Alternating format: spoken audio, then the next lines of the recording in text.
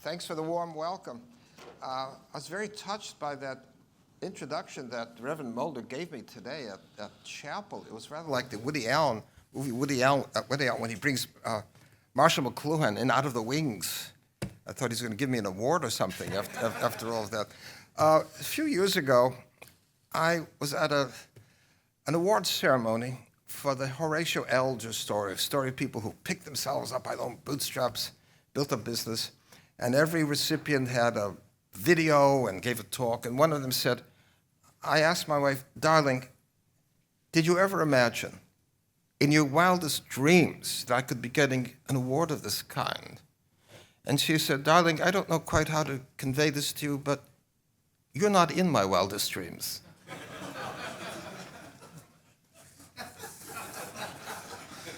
Well, I hope I'm not in yours, but it's good to be here today. We never thought of that, giving out food to get people to come to talks. They call that incentivizing here. They have a euphemism for it, right? Okay. By the way, I'm here to hawk two books. The Gathering Storm by Al Mohler, and Andrew's book, Faithful Reason. No home should be without one of these things. Let me get launched in my own. G.K. Chesterton said once that animals have no religious sense. When was the last time you heard of a cow giving up grass on Fridays? But as Thomas Reed pointed out, animals have no moral sense. They can't plight their veracity, make a promise, be held accountable. Only one kind of creature is able to make a promise, undertake a commitment, and respect that commitment even when it runs counter to his own interests. In the same way, only one kind of creature can frame propositions that could be understood by other rational creatures and command their respect as propositions that are true and perhaps binding as law. Now, as Aristotle taught us, the defining mark of the polis, the political order, is law, that authority to make decisions that are binding on everyone who comes within the territory. And that state of affairs sprang from the nature of only one kind of creature. And so anyone outside the law, he tells us, anyone who's beyond the restraint and the teaching of the law was either below the law or above it. He was either subhuman or superhuman. He was either a beast or a god. Now, over the years, I've discovered that if we ask lawyers about the reason we have law, the purpose and justification of the law, the answers usually proceed along two lines. First, they tell us we have law for the sake of protecting our lives and our property. And second, we have law for the purpose of facilitating exchange and contracts and commerce, the kinds of things that can soften the hard edges of life and lift the standard of living. And it usually comes as a surprise to lawyers we deal with to learn that Aristotle, 2,300 years ago, anticipated both those lines of explanation and refuted them. If those were the reasons you thought we had law, then guess what? We do not need law for either one of them. His telling point here was that the Etruscans and the Carthaginians, he pointed out that notably, they were able to accomplish both of those purposes without law, without becoming part of the same polity. They did it through the device called treaties. Treaties for mutual defense. Treaties to facilitate trade. Now, if a political community was mainly an alliance that people have for mutual protection and encouraging trade, well, those ends could be accomplished quite as well through the domestic equivalent of treaties, namely contracts. For like contracts, treaties bind only the parties to the agreement, and they bind them only as the agreement marks the convergence of their interests. I'm willing to purchase the car that the dealer has to sell. And most of our lives are conducted in that way, through contracts, the cars we want or the schools we want to attend. Well, then what was the problem with that? What did Aristotle mean when he warned of the law seeking into the condition of a mere covenant or contract? What was missing, he said, was that neither party concerns itself to ensure the proper quality or character among the members of the other. Neither one seeks to ensure that the others are freed from injustice or from any form of vice. In my relations with the dealer who sells me the car, my concern is that I've received the goods that I've paid for in good condition. But for all I know, that dealer discriminates against other customers on the basis of race, that he abuses his wife or his children. Now, as a contracting party, I don't have the moral standing to raise questions of that kind with him. I could raise questions of that kind as a citizen making laws that will reach subjects of that kind. Nothing in my standing as a contracting party gives me the standing to raise those kinds of questions. In the same way, we were told years ago that even though we had these important treaties with the Soviet Union on arms control and agreements to facilitate trade, nothing in our standing as a treaty partner gave us the standing to demand moral changes in the character of the Soviet regime, as in insisting on the right of their Jewish subjects to emigrate, or on the right of the Soviet people to have free elections. Aristotle imagined a community with about 10,000 people, thick in social relations, intermarriage between families, a thriving economy, perhaps even a vibrant nightlife with cafes. And yet, he said, if relations never rose above the making of private contracts, of buying and selling, they would still not form a polis, or a real political order. Now, how can that be? What was missing? I found this way of putting the matter to my students years ago. I drew upon a scene I described years ago in a book of mine called The Philosopher in the City. The only X-rated show going on at Capitol Hill one day in the spring of 1977, Dr. Judith Denson-Gerber, an expert on the abuse of children, holding forth with slides and giving us a talk at Capitol Hill. And I don't want to be too graphic about this, so let me just say what she showed are cases of sexually transmitted disease in a 1.5-year-old girl and a 9-month-old child. Now, let's say we confronted a case of that kind. Would the community consider this merely kind of a private matter for the man and his own family? Or would the community be moved to give a response? And what if the community responded in this way to the man who's doing this? We'll give you a tax incentive to induce you to stop. We'll give you a Netflix subscription. What kind of an offer can we make to you to find out how much you're willing to accept for the sake of stop doing it? Now, my students used to laugh when they gave them that. And what was the funny part? Because that is not the natural reaction. What is the natural response to this state of thing? How about you tell him to stop? You command him to stop? Is the voice of a command to stop doing that? Who should stop? He or anyone else doing the same thing? In other words, we'd be backing into the logic of a moral response. Not that we don't like what he's doing, but it would be wrong for him or anyone to do. We back into the recognition that when we move to the level of a moral judgment, we move radically away from statements of merely private feeling or personal taste, and we begin to speak about the kinds of things that are more generally or universally right or wrong, good or bad, for others as well as ourselves. What Aristotle was telling us is that if you really found a community where no one was moved to sound that voice of outrage or moral condemnation, there was something missing in the wiring of these people, something not quite human there. But here was the classic connection between the logic of morals and the logic of law. John Stuart Mill said that we stop using the language of like and dislike and begin using the language of right and wrong, as we think someone may be rightly punished for what he's doing. Or if we could restrain him in advance, we could restrain him. And so if we come to the judgment that it is wrong for parents to torture their children or sexually abuse them, the logic of that recognition is that we remove those acts from the domain of private choice, and we forbid them to anyone who would do them. We would forbid them then with the force of law.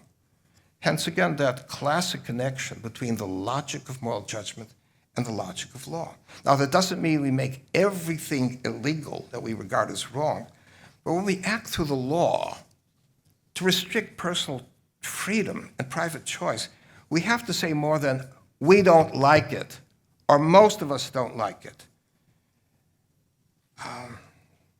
And from what does all this arise in human nature? Well, as Aristotle says, animals can emit sounds to indicate pleasure or pain, but human beings can give reasons about the things that are advantageous or disadvantageous, things that are right or wrong. And therefore, what is this thing called the political order? It's more than an alliance merely to protect us in our lives or facilitate trade. The polity reaches these things to protect people from many species of wrong, because it is most essentially, as Aristotle said, it's most essentially a moral association, meaning it's a community of people who care about the terms of principle in which they live together.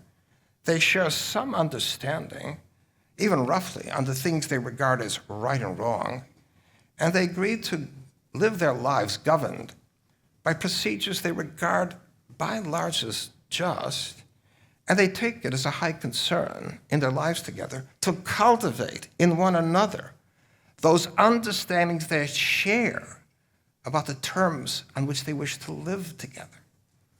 Well then, if the polity is supposed to engage in moral teaching, how does it do that? And the answer was, it teaches through the laws. And so, for example, in 1964, we had a law federal law, barring racial discrimination in private businesses, open to transactions with the public. But that is, the law removed that act of discrimination from the domain of private choice and forbade it generally, universally, wherever the law may reach. It treated that now not as a matter of private feeling or judgment, but a matter of public obligation. And the results showed up in the surveys of popular opinion. If you looked at the surveys in 1963, we found there's a regional difference. Like 75% of the people in the South were opposed to that law in the interest of privacy. 75 people in the North were in favor of that law to bar racial discrimination. But 3 years later, 1966, we found parallel majorities in both places favoring, supporting that law. Now, what happened? Have the culture of the law of the South changed dramatically in 3 years? Or did it have something to do with the fact that people at the top of the state were now teaching some dramatically new lessons through the force of the law? But it's worth reminding ourselves that this logic was made known for us long before Aristotle. It could be found most tellingly in a familiar story in the Bible, 2 Samuel, a story that my students in the past used to know, but no longer seem to recall this as well. You'll probably recall it's the story of David and Bathsheba and Nathan. You may recall that David was quite drawn to Bathsheba, and so for the worst motive, he put Uriah, her husband, in harm's way so that he could be killed, and David would have access to her. And as the story unfolds, the Lord sends Nathan to David and offered him this story. He said, there are two men in the city, one rich, the other poor. The rich man had exceeding many flocks and herds. The poor man had nothing save one little ewe lamb, which he had brought and reared, and it grew up together with him and his children. A wayfarer came to the rich man, and instead of taking from his own ample flock, he took the one ewe lamb of the poor man. And on hearing the story, it was said, David's anger was kindled, and he said, as the Lord liveth, the man who does that deserves to die. And Nathan said to him, remember, you are the man. That's you. Now, we used to pose the question to students, why did he do it that way? He cast the matter in impersonal terms, well, using a rather rough analogy, of course. But the description was impersonal. And with that move, he brought to his side the logic of a moral judgment. He's trying to describe the nature of the wrong for whom it was wrong to do such a thing. Anyone, right? Everyone. Nathan drew David to acknowledge that he would call that wrong regardless of who did it. I used to raise this matter with my students just to point out that the logic of morals was there, long before analytic philosophers had the wit to start pointing up that logic of morals. And it had another utility for me in dealing with people like that one student of mine years ago who thought that the logic of morals was something I invented myself in the 60s for the sake of ruining his weekends in the 70s. The logic has been there from the beginning, and it's strange that people trained in the law have not noticed that moral logic at the core of such things as the separation of powers. The separation of powers is usually celebrated as a way of putting limits on power for the sake of safeguarding freedom. But what's been persistently and curiously missed, even by lawyers and judges, is the moral dimension of the problem brought out by John Locke in the Check and Treatise, where he said, in well-ordered commonwealths, the legislative power is put into the hands of diverse persons who have the power to make law. When they've done, being separated again, they are themselves subject to the law they have made, which is a new and dear tie upon them to make sure that they make them for the public good. Translation. The structure of separation of power works to impart this caution to people who would legislate. You better be careful in the laws you frame, because you'll not be given the authority to direct prosecutions under those laws. That power will be put into diverse other hands, perhaps the hands of people who are politically unfriendly to you, which is a great incentive on your part to make sure you do not lay down to govern others the law that you will not see stringently applied to yourself as well. In other words, the separation of powers, in this sense, is a way of making operational the logic of the categorical imperative. In this case, do not legislate for others what you would not apply to yourself, right? But that's precisely the logic that's disrupted when legislators evade the central discipline of marking off in impersonal terms the nature of the wrong they would forbid, and instead simply put down names, name people that they wish to punish. And we call those things bills of attainder, bills of pains and penalties. And so one notable example in the late 40s, Congress stipulated that no monies shall be appropriated to pay salaries or compensation for Robert Morse Lovett, Goodwood Watson, William Dodd. But to name Lovett and Dodd and others is not to reveal the nature of the wrong for which they are found deserving of punishment or penalties. At times, we could list names, and you might be able to readily decode the categories that they're representing. So if I gave you Arthur Miller and Joe DiMaggio, that used to be an easy one. People remember that? John? I prefer not to say. I don't want to be mistaken. The category is married to Marilyn Monroe. Now, if I said Joe DiMaggio, Arthur Miller, and John F. Kennedy, I would have altered the category. All right? Okay. Or if I said to you, Frank Sinatra and Alexander Hamilton, it would be born or dying in Hoboken. Now, my point is you're not going to take the names and be able to reconstruct the category that the names are to represent. Okay. So let me provisionally sum up what I've been trying to build here so far. Law, as we know it, the only thing that claims the proper standing of law is an understanding that's pervaded at every point by the logic of morals. That logic explains why the law must be impersonal if it would apply to anyone who commits that wrong. And we say the law needs to be justified.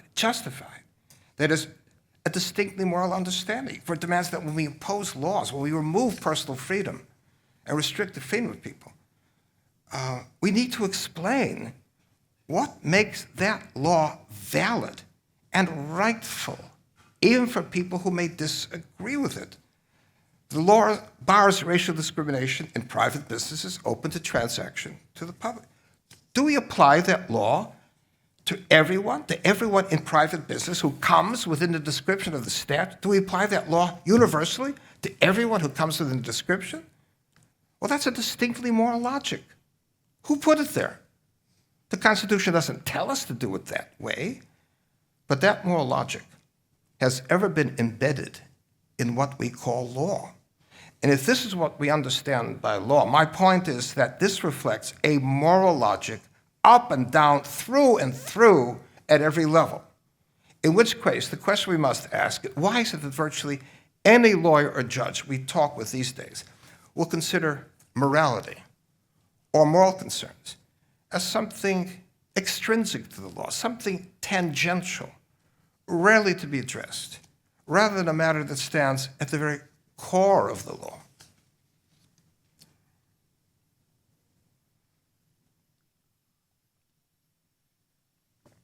Why is that?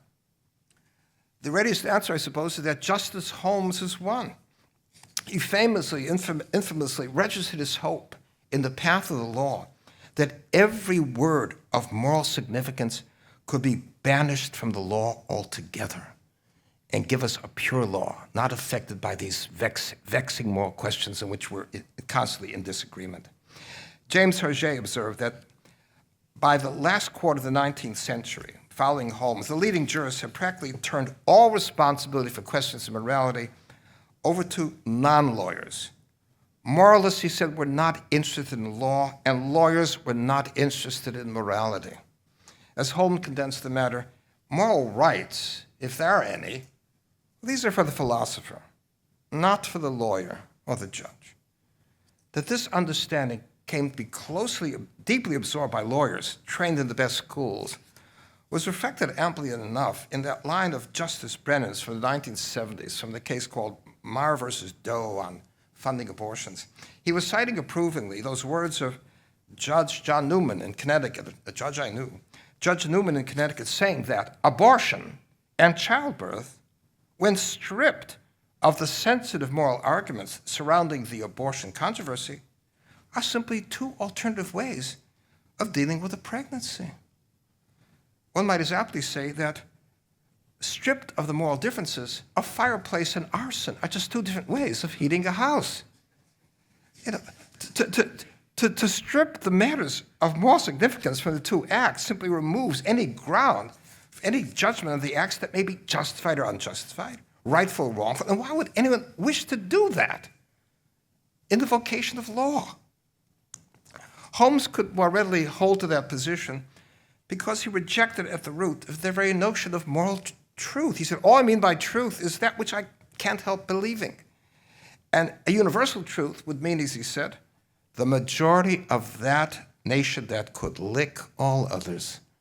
The majority of that nation that could lick all others. He must have assumed that anyone half literate would not need him to do the translation that used to shock decent people, that by the rule of the majority he meant, as Rousseau and Thrasymachus had it, the rule of the strong to govern the weak, or might makes right. But over time, that shock would wear off among lawyers. We find even notable jurists, as my late beloved friend, Justice Scalia, sharing that sense of Justice Holmes, that the majority claims the right to rule because it simply has the power to overbear the minority and enforce its will on the minority. Though that was not the understanding held by the American founders, who understood a moral ground in government by the consent of the governed. The precept of common sense at the root of their judgment was the one accessible to ordinary people at the time and accessible even to children. C.S. Lewis used to alert us that we'd find the rudiments of moral reasoning. Yes, we find quarrels among children.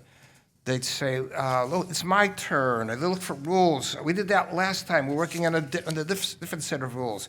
They're looking for rules to invoke. But apart from that, they know they're having an argument. They're not talking about likes and dislikes. They're having an argument. about things that are right or wrong. And the conversation makes no sense unless everybody's assuming that there are standards for judging right and wrong answers.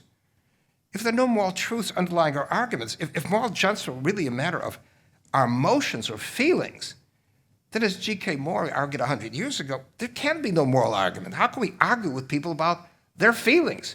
They're the sovereign judge of the feelings they hold. And so I've offered this example of a scene we might find among 7-year-olds. Let us say that a 7-year-old was set upon by a band of roughnecks and beaten up. They took his lunch money. Now I ask you, which one of these reactions would you think would be the natural reaction? 1, he feels set upon, wronged, dealt with unjustly, wronged. 2, he thinks, they must have been right, they succeeded. I've found nobody buying on to the second one. I found that really utterly implausible. If that's the case, we assume that the child understands, as part of his natural reactions, this cardinal point in political teaching, that power itself cannot be the source of its own justification. That success of some people in overpowering others and installing their own rule cannot itself establish the rightness of the act. In that case, I'd say the ordinary 7-year-old would understand more than the highly read Justice Holmes. For that child would be grasping at once that understanding that was put forth with a sharp, eloquent force by Rousseau in The Social Contract, where he said, strength is a physical attribute. I fail to see how any moral sanction can attach to its effects. To yield to the strong is an act of necessity, not of will. At most, it's a dictate of prudence. How can it become a duty? To admit that might makes right is to reverse the process of effect and cause. The mighty man who defeats his rival becomes the heir to his right. So soon as we can disobey with impunity, disobedience becomes legitimate. And since the mightiest is always right, it merely remains for us to become possessed of might. But what validity can there be, he asks, what validity can there be in a right which ceases to exist as soon as might changes hands? Rousseau managed to convey here the most dramatic and compelling way that the question that has always attended the presence of political or legal power when it's seen for what it is. The logic of the law is that it binds, ligare. It overrides personal choice and private freedom. It replaces them with a uniform rule of policy imposed on all. People may be committed through the laws to policy or ends they find morally objectionable. And the question raised over the years by the reading writers on political philosophy, how can this state of affairs be justified? How is it that some men invested with the trappings of authority may rightly expect to have their edicts treated with the force of law? On what ground do they expect people to acquiesce in overriding their personal interests or closing down their freedom to take a different path? But to ask this question of whether the state of affairs is justified, to ask that very question, how can it be justified, is to put the moral question up front, foremost, at the beginning of the law. If we're asking, what principle can we cite? What reasons can we give to show that there's something rightful about this law, even when it comes to cutting against the interests of some groups and offending others? Rousseau alerts us that at the very beginning of the law, we find ourselves in a binary situation. There are mainly two choices before us. We could either insist that the imposing on law is something that imminently calls out for justification to establish its rightness, or we take the line that power indeed is the source of its own justification, that the success of men in seizing and holding power over others is the surest sign of their rightness to rule. Now, what needs to be understood at the very beginning is that when we reject that notion of brute power as the source of its own justification, when we insist on the exercise of power, the making of laws, must be justified, we've made a clear choice for the moral path. We have taken the moral turn, and that turn marks precisely the choice for the natural law, for the moral reasoning of the natural law. There's no way of prettying up the fact any longer that this moral path was precisely the path explicitly rejected and ridiculed by Justice Holmes as part of the sweeping rejection of natural law. It's the only path that accords with the understanding of the American founders. James Wilson, after whom my foundation is named, James Wilson said that the law in America would begin on radically different ground from that of the law in Britain. The law in England began, as he said, with a sovereign issuing commands, positive law. He has the power to make the law. But with the law in America, he said, the sovereign, when traced to its source, must be found in the man, in the natural person, tendering his consent to terms in which he's governed. I shared a platform years ago with this professor from Notre Dame, Amy Coney Barrett, and she had clerked for Justice Scalia, and she confessed she was as firmly rooted in the positive law as he was. A student in the audience asked her, I think drawing on what I've done, a student in the audience asked her, why do you have such reverence for the positive law that is posited or enacted? What made the positive law in America better, higher than the positive law in the Soviet Union? And she was a bit thrown off by that question. But the answer was really supplied in that string of three questions presented by John Locke when he asked, what is the source of the law? The legislature that makes the law. Then what is the source of the legislature? How do you know you have one? How many general powers? What's the source of the legislature? The Constitution that tells you whether you have a legislature. Then he asks, what is the source of the Constitution? It must be, he says, some source wholly antecedent to the positive law, depending on the natural right of the people to determine the terms of their own governance. In our own case, it took this form, anchored in the inequalities that existed in nature, that no man is by ruler of the other men, in the way that God is by nature the ruler of men, and men are by nature the ruler of horses and cows. Anyone who rejects that, said Jefferson, has to assume that the mass of mankind were born with saddles on their backs and a privileged few born with spurs on or ready to ride them. We began with that proposition. But Justice Scalia pointed out that that proposition, as Lincoln called it, in the Declaration of Independence, had never been enacted in our law. And the answer was, well, of course it couldn't be enacted, for it was a necessary principle, antecedent to the positive law, is the principle that had to be in place before we knew who had the authority to enact any positive law.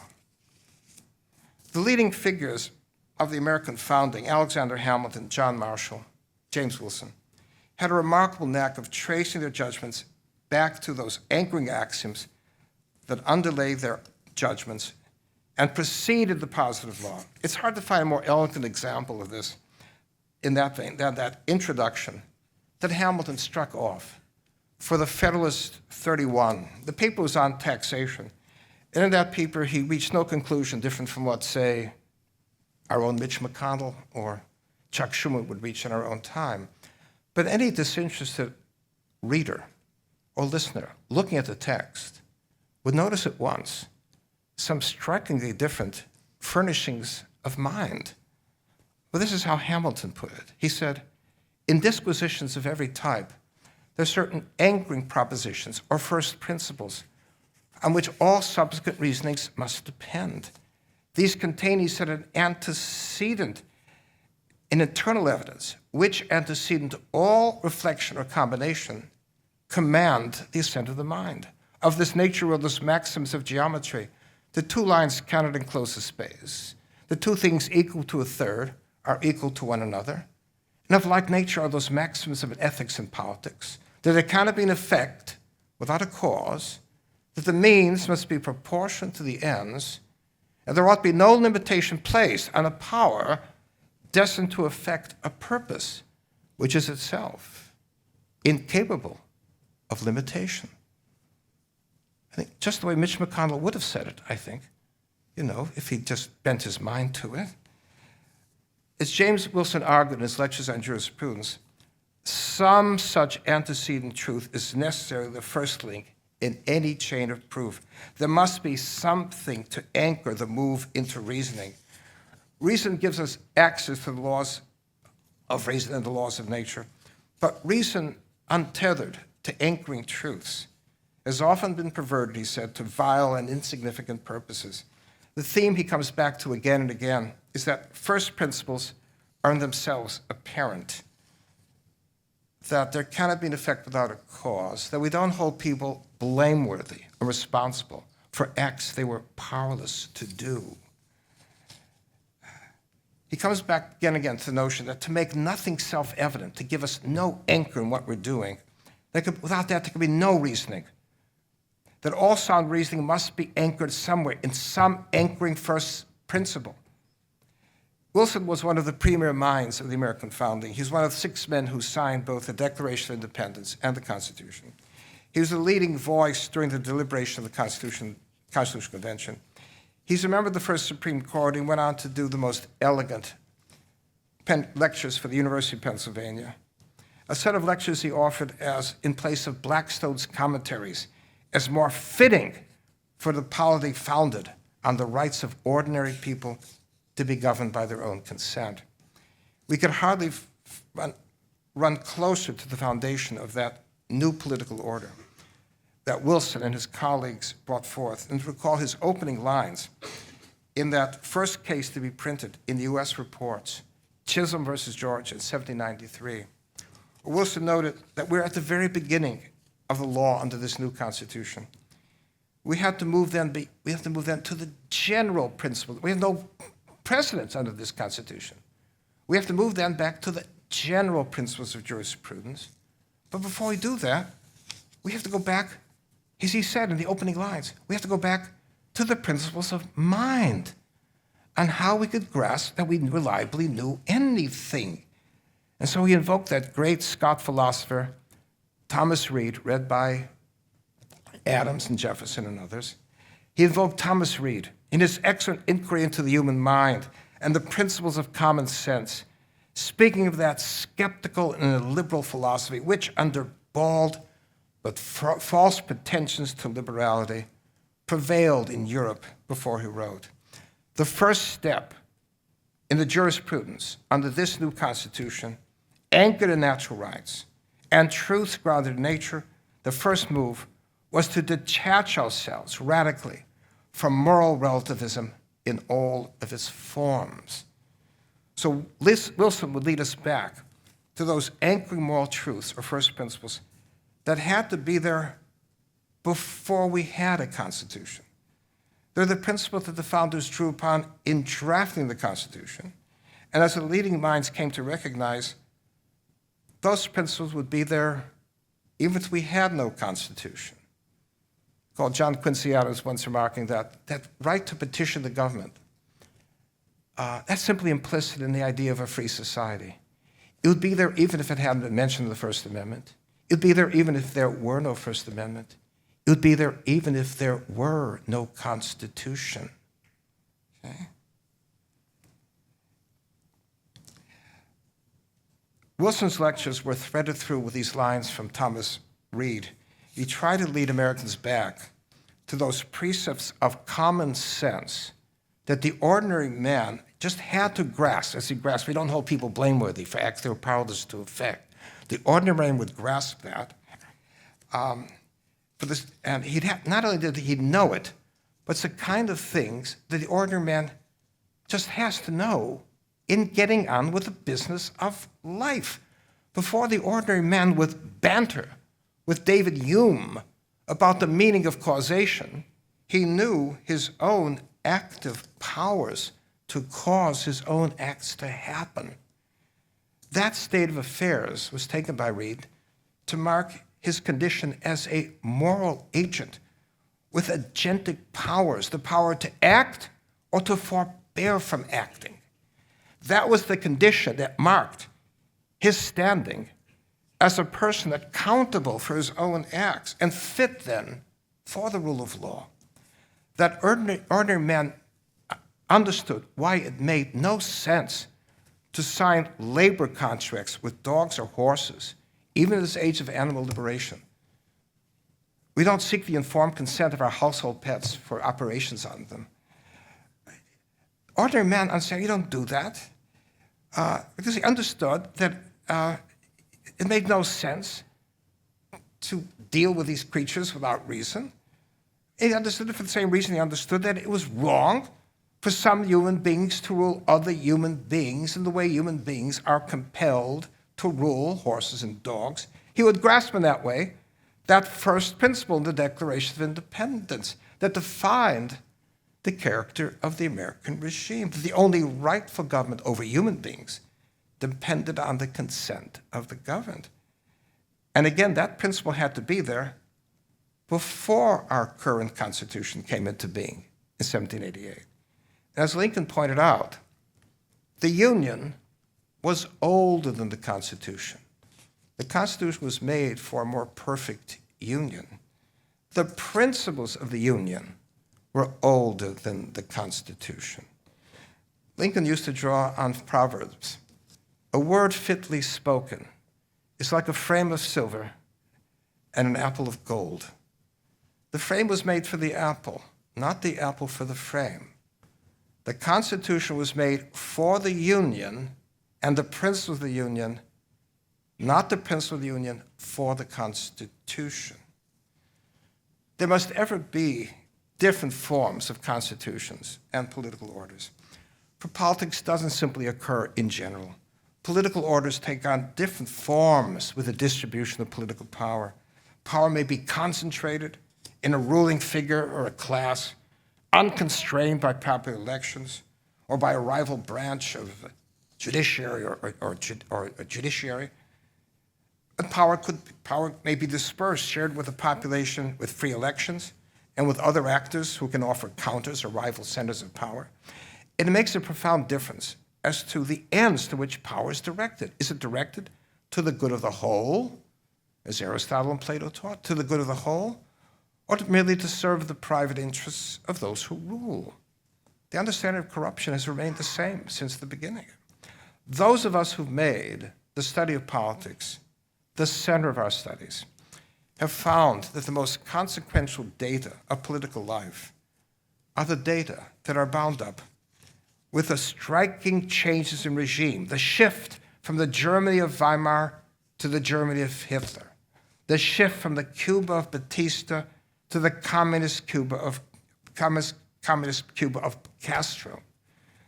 We would find, in other words, the same population subsisting now in political structures that could be radically different and making their own lives in these settings, private and public, radically different, as in the differences we saw on display during the Cold War between life in West Germany and East Germany. Now, as Aristotle says, it was rather like the difference between the same chorus, the same people, in a theater shifting with plays from a comic chorus to a tragic chorus. But the differences ran deeper than that. Aristotle famously wrote in the Nicomachean Ethics, and this is something I'll take up tomorrow, that political science may be the architectonic science. The principles that mark the character of the political regime may come to supply the ordering principles that give guidelines and definition to everything else around us, not only the meaning of citizenship and the moral choices that serious citizens would not see themselves free to make in a free election, the kinds of choices they don't see themselves free to make. But the matter would extend to those principles governing the conduct of scientific research and the rightful and wrongful ways in which science may seek to discover its truths, and to the arts and theater and the kinds of moral restraints that thoughtful people will order for themselves on the way in which they seek their entertainment and their pleasure. Those moral principles that define the character of a good regime may radiate outward to touch even the most intimate parts of our lives.